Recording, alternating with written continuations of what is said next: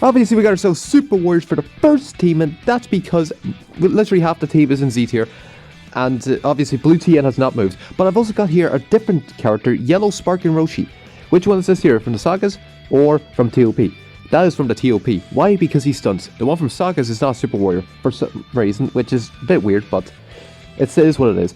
But still, Roshi from the Terminal Power does stun, gets like a whole load of stuff.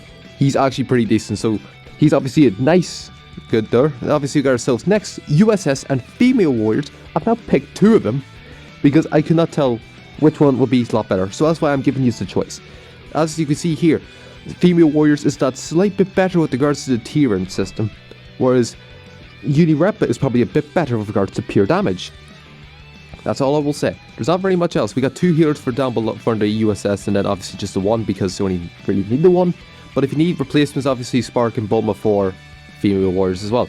Obviously got ourselves next up is Sun Family, and as we can see here, Blue Kaioken.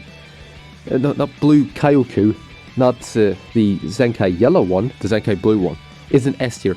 So he's going to be a mad fella. Green Goku, still in C tier.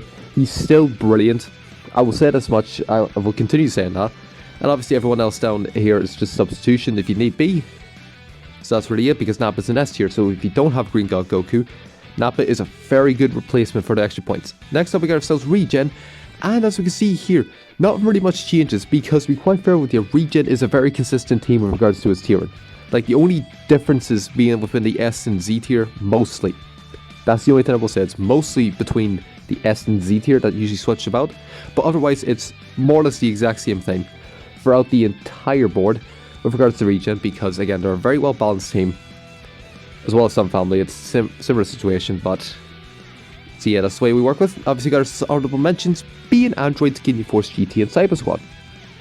Why? Because there's actually pretty decent characters for each of their tiers. With Cyber Squad being somewhat in S tier mostly, Weepin Z, Ginyu Force being in both the Z and S tier, and obviously Jaiter, Golkum and Captain Ginyu Revival probably being down A tier, and GT is just also an all-round team as well as Androids. I will get Androids at some point, and I will try to give it a shot at some point if you vote for it, that is. Obviously, you got ourselves free-to-play squad, and you can also run this here. Why? Because there is some characters in S and A tier. There's a decent amount of characters in S tier, so if you do really want to, then you can absolutely 100% run this here. All free-to-play, all easily 14 stars. Just get them to Friendship Rank 10, and you're more or less good to go. Otherwise, it's not really your team, I would say, because you probably only have summonable Sparkins. But yeah, this is a very well-rounded team. It has not changed whatsoever. But that's it. Hope you did enjoy. Let me know if I left anything out. But otherwise, I shall see you all in the next video.